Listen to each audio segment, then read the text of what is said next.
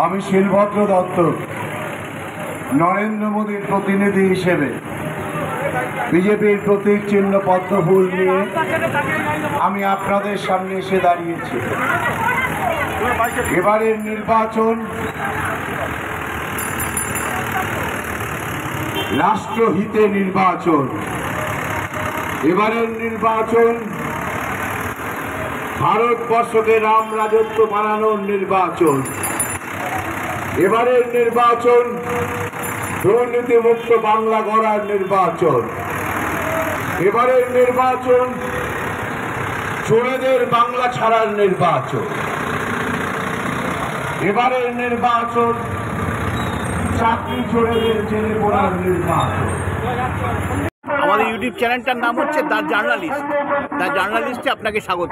প্রথম প্রশ্ন হচ্ছে যে আপনি কি মনে করেন আপনার এই যে পরিচ্ছন্ন ইমেজ এটা আপনাকে ভোটে যথেষ্ট সাহায্য করবে? আমি মনে করি নরেন্দ্র মোদীর ইমেজ ভোট পাবে। সরকার ভোট নরেন্দ্র মোদীর ভোট। সেখানে আমার পরিচ্ছন্ন ইমেজ মানুষ ভালোবাসতে পারে, কিন্তু ভোটটা নরেন্দ্র মোদীর। আপনি তৃণমূল ছাড়লেন না? প্রশ্নের বহু উত্তর দিয়েছি, অনেক বছর হয়ে গেছে। চোরেদের সঙ্গে থাকবো না বলে ছেড়েছি। আপনার এইখানে এই যে প্রচার আপনি বেরিয়েছেন, এক এক দিনে কত কিলোমিটার হাঁটতে হচ্ছে?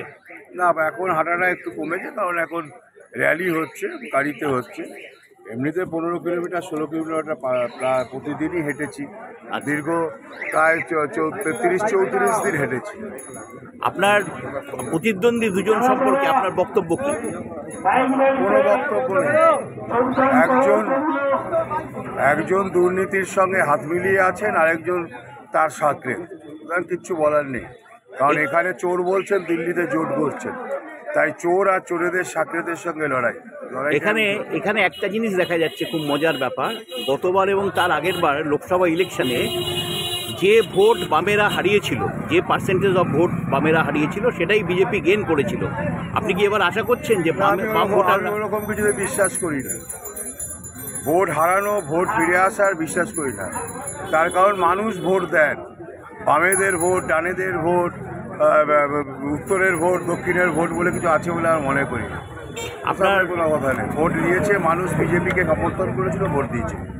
আপনার মার্জিন কত হতে পারে বলে আপনার? আমি জ্যোতিষী নই যে আপনাকে মার্জিন বলে দেবো। আমি বলতে পারি বিজেপি জিতবে। ঠিক আছে, ধন্যবাদ দাদা। আপনাদের এখানে প্রচার কিভাবে চলছে? আমাদের এখানে প্রচার জোরদারভাবেই চলছে। নানা রকম বাধা বিঘ্ন আসছে, তবে আমরা বাধা বিঘ্নকে উপেক্ষা করে যেরকমভাবে আমরা প্রচার চালিয়ে যাচ্ছি, আমরা অনবরত সেই কর্মকাণ্ডটা করে যাচ্ছি।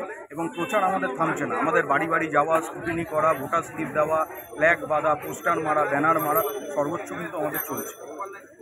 আচ্ছা, এবারে ব্যাপার হচ্ছে যে এখানে সৌগত রায়, তৃণমূলের যিনি ক্যান্ডিডেট আর কি, হারানোর ব্যাপারে আপনারা কতটা? দেখুন, হেভিওয়েট বললে সেটা শারীরিকভাবে উনি হেভিওয়েট, শিলভদ্রতা অনেক ফিট তার থেকে। হেভিওয়েট যদি বলতে হয়, সৌগততা প্রচণ্ড ওয়েটি হয়ে গেছে। হতে পারে ওনার খাওয়া দাওয়া ঠিক থাকছে না, এই জন্য হয়ে যাচ্ছে, হয়তো বেশি খেয়ে ফেলছেন। তো আমি এটুকুনি বলতে পারি, হেভিওয়েটটা শারীরিকভাবে হলে হবে না। হেভিওয়েটটা হবে মানসিক কার্যের দ্বারা। মানুষের জন্য কতটা করতে পারবেন আর কতটা প্রতিজ্ঞাবদ্ধ থাকবেন, প্রতিশ্রুতি দেবেন না। একটা যেহেতু 10 বছর ধরে উনি এমপি আছেন, তার তো একটা মানে 10 বছর ধরে উনি এমপি আছেন, মানুষ কি দেখেছে? নিকাশি ব্যবস্থা হয়নি, ইলেকট্রিসিটির অনেক রকম গন্ডগোল করে ফেলেছেন, রাস্তাঘাটে জল কল সেই একই অবস্থা। কিন্তু ওনাকে দেখা গেছে রুবিনা ট্যান্ডনের সঙ্গে নাচতে আর বিকিনি পরে সুইমিং করতে, সুইমিং পুলে। আচ্ছা, দ্বিতীয় কথা হচ্ছে যে শিলভদ্র দত্ত তো তৃণমূল ছেড়ে বিজেপিতে আসা মানুষ আর কি। এখানে যদি বিজেপির কোনো স্টলওয়ার্ডস থাকতেন, যিনি অনেকদিন ধরে বিজেপি করছেন, তাকে প্রার্থী করা হলে কি আরেকটু বেটার কিছু হতো? দেখুন, শিলভদ্রদা একজন সজ্জন এবং সৎ ব্যক্তি। উনি যতদিন তৃণমূলটা করেছিলেন, কোনোদিনও 1 টাকার ওনার নামে দুর্নীতির কালি কেউ লাগাতে পারেনি। উনি তৃণমূল ছেড়েছিলেন দুর্নীতি দেখে। উনি দুর্নীতিটা সহ্য করতে পারেননি বলে উনি তৃণমূল ত্যাগ করে ভারতীয় জনতা পার্টিতে সামিল হয়েছিলেন। ওই আমাদের পরিবারের সঙ্গে সামিল তখন থেকে রয়েছেন। আর আমাদের এই টিকিট পাওয়ার আগেও শিলভদ্রদাকে আমাদের এই খড়দা বিধানসভা থেকে টিকিট দেওয়া হয়েছিল। কোনো কারণবশত তিনি মানুষের তখন অতটা আশীর্বাদ প্রাপ্ত না হলে ওই জন্য ভোট ফলাফল অতটা ভালো হয়নি, কারণ প্রতিহিংসা ছিল। বুথে রিগিং ছিল, ছাপ্পা ছিল, এই জন্য। কিন্তু এবারে শিলভদ্রদা আশাবাদী নয়, আমরা প্রতিশ্রুতিও দিচ্ছি না, আমরা প্রতিজ্ঞাপত্র শিলভদ্রদা এবার এখান থেকে লিড নেবে আর জিতে মানুষের মধ্যে পদ্মফুল ফোটাবে। আচ্ছা, আপনাদের একটু প্রচারে কি একটু খামতি আছে? দেখা যাচ্ছে এই ব্যানার ফেস্টুনের দিক থেকে যদি দেখা যায়, দেয়াল লিখনের দিক থেকে যদি দেখা যায়। দেখুন দাদা, বলতে গেলে বিষয়টা ব্যানার, ফেস্টুন, ফ্ল্যাক্স, পোস্টার সব লাগানো হচ্ছে, কিন্তু রাতের আধারে খুলে নেওয়া হচ্ছে। এবার আজকে যদি রাত্রিবেলায় কেউ ব্যানার পোস্টার লাগিয়ে ঘুমাতে যায়, কাল ভোর রাতের মধ্যে যদি কেউ খুলে দেয়, সকালবেলা উঠে ন্যাচারালি আপনারা দেখতে পাবেন গলিতে কোনো ব্যানার ফেস্টুন নেই।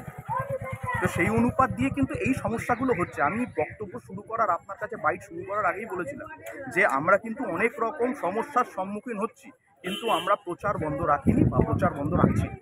আজকে এখানে কি আছে আপনাদের? কি আজকে আমাদের এখানে বাইক র্যালি আছে, আমাদের মাননীয় মণ্ডল সভাপতি আছেন, আমি যুব সভাপতি, দায়িত্ব নিয়ে আমরা বাইক র্যালিটা করছি শিলবদ্ধতার সমর্থনে, এবং শিলবদ্ধতা আজকে উপস্থিত থাকবেন।